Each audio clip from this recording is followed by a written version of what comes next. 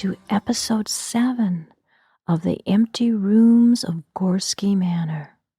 Thank you so much for joining us on this journey. It means so much to us to be able to share these tales with you. Your time is greatly appreciated. Hey, got a cookie for me? I heard from the ether ask again.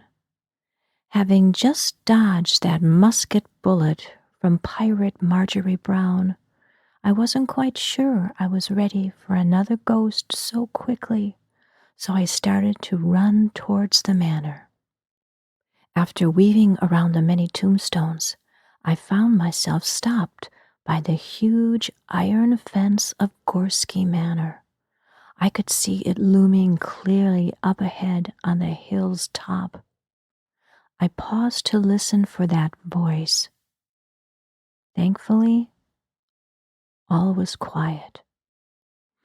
I gently pushed my way between the big bars of the fence, hand stretched out, hoping not to feel that invisible barrier, so wishing it wouldn't be here at this lonely place among the fence. Oh, but sure enough, my hand flattened against it firmly. I knew I wasn't getting in on my own accord. I looked to both directions. The fence continued to a forest on one side and into a garden on the other. I looked to the tower and saw the candlelight still shone up in that window. I watched as a shadow crossed the window, then returned and crossed again. Someone was pacing back and forth. I couldn't pull my eyes from the vision, entranced and maybe spellbound. What about that cookie? The voice said urgently and somewhat demanding. That broke the spell. What? I started. Where are you? Right here in front of your eyes. It laughed and sang at me. And yes, there in front of me was a huge oak tree on the other side of the fence, branches reaching out in all directions, each amazing long branch strongly resisting Mother Earth's pull. Her pull of gravity in the most wonderful show of power. The tree now blocked my view of the manor. How can this be? I could swear it was not there a minute ago. I had just been looking up at the tower, and now I could no longer see it through the deep leaves and branches. Huge roots twisted above the ground, then dove deep into the earth below. Something white sat beneath one large root. I tried to peer more clearly in the darkness. It seemed to wiggle and shift, not keeping a solid form. Movements in the tall, cool grass in front of me caught my attention. As I watched, a large snake emerged from the grass, moving upwards, slithering up and down, straight towards me. It moved remarkably fast, its body becoming bigger and bigger as it undulated and twisted and churned the black earth. Yikes! What kind of a snake is this? It reared up high as I started to back away from the fence, and I sensed it was about to strike me. But instead, it flashed forward to the edge of the fence, then disappeared into the earth, as easy as diving into water. I felt the earth shifting beneath me and quickly jumped aside. Without a thought, I crawled upon the fence, watching the ground for what was to happen. The snake burst through the earth and flowed straight upwards. I am so glad I jumped to the side, or I would have been hit and tossed for sure. I started to slowly inch away, As I squinted my eyes, pieces of ground and pebbles flew up in all directions as if in an explosion. The barrage of dirt subsided, and I gently opened my eyes to see it was not a snake at all, but a tree root. I looked back to the oak tree and saw the branches were moving oddly in the wind.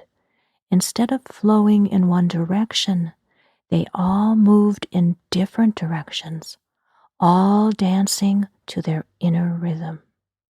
Life at the manor is not as it seems. Deep, deep magic. Deep, ancient inhabitants. The disembodied voice no longer gave me chills. I was becoming used to it, well, somewhat. And if I'm honest, feeling a comfort that it is with me.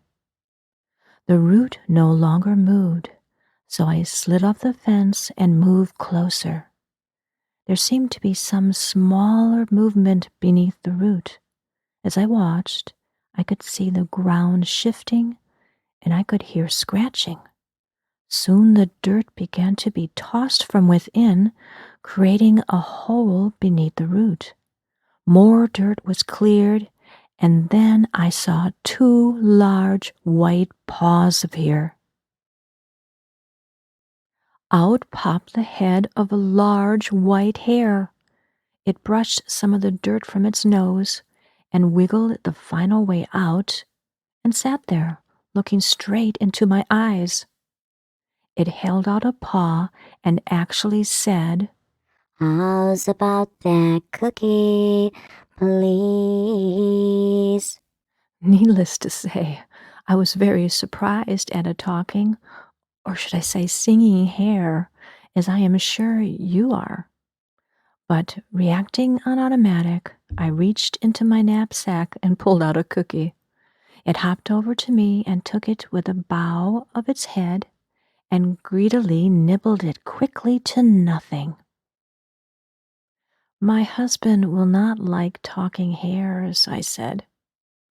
With a full mouth of cookie, it said, Oh, he'll get used to it eventually. By the way, my name is Rabbit. He finished as he wiped the last crumbs from his whiskers and paws. The sisters are such wonderful bakers. I could smell the tasty aroma from miles and realms away.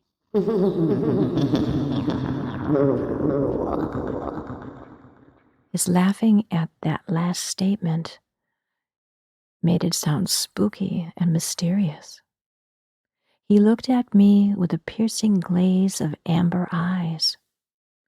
I still had the bag of cookies out. He too saw there were more cookies. I could feel his desire for another one. Feeling a little greedy, I slowly wrapped them up and gently placed them safely back into my bag.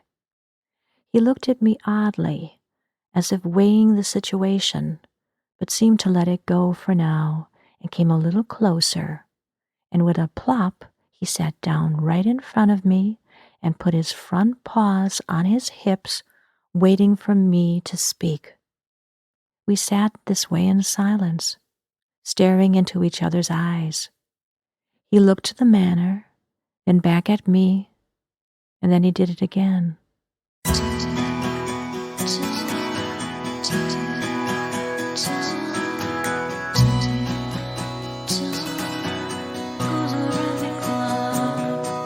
The roots need the oak twist and turn. The earth cool yet warm neath your feet. As the breeze gently sighs and the leaves gently fall, the white rabbit will wait evermore.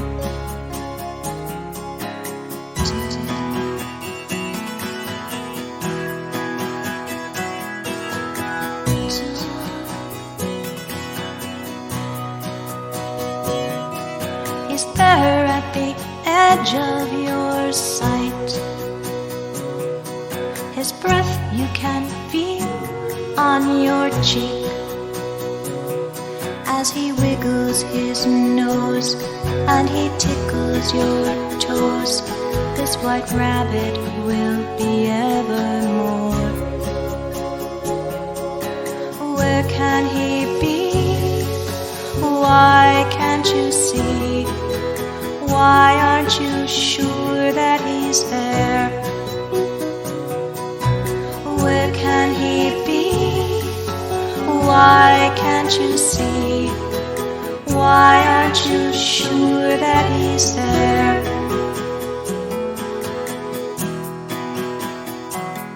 The magpie sits up high on a branch of sweet oak. Pick the breadcrumbs that would lead you home.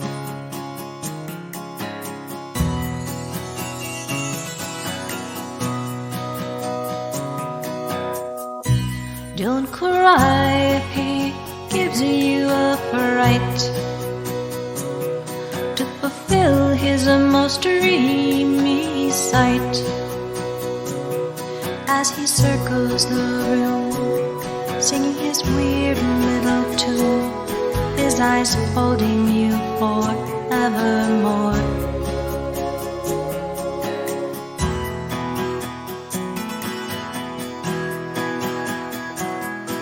He's there at the edge of your sight.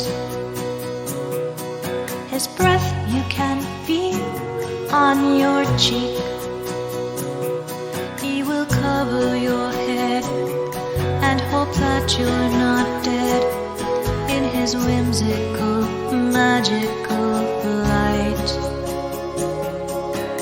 Where can he be? Why can't you see? Why aren't you sure that he's there? Where can he be? Why can't you see? Why aren't you sure that he's there?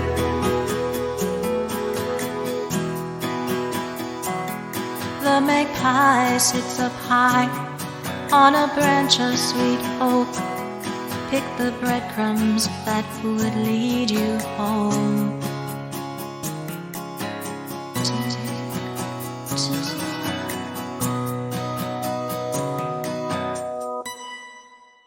You want to get in, don't you?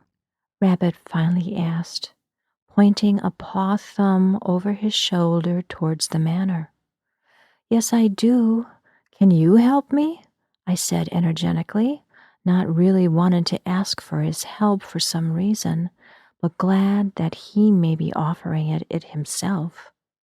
Did you notice I just came out of there? He sang with a I'm better than you attitude, cocking his head towards the manor. You'll have to do the clocks, you know. That's the cost, always was, always will be. He waited for my response, finding a piece of cookie in his fur and popping it in his mouth with zest. I don't know about the clocks, I questioned. Didn't think so. Well, I can't explain it to you. Doesn't work that way. All you have to do is say, yes, yes, yes, yes, and you're in the manor. He said that with a smirk. Oh, I puffed a release of exasperated breath. I looked around. Maybe Nightmare will come and take me in again. But no, I had to get in. Felt my path pulling me urgently in that direction. I gotta be adventurous. I coached myself. Go for it. Yes, I said a little too loudly. Alrighty then. Follow me. he said, standing up, brushing down his fur, and with that he dived into the tunnel and crawled down beneath the root. What? I called after him as I saw his tail disappear into the dark hole. I ran over to it and yelled inside, "Wait for me!" I peered into the hole. There was no way I could fit in. It was much too small. I could fit my head and one shoulder, but I soon would be stuck. I wasn't too keen on claustrophobic places, especially in the ground. Dick. I heard him yell from down below. "Really?" I called back. It was so easy for Alice to get down her tunnel. I looked around for a stick or something to scoop the earth. I found a piece of heavy bark. Getting down on my hands and knees, I began to open and expand the hole. Thank goodness the ground was soft, and as I worked, I could quickly see the large root formed a solid ceiling, so I didn't have to worry about the soft earth caving in on me. I sang quietly to myself, digging, scraping, patting the sides and floor firmly, following the direction of the root.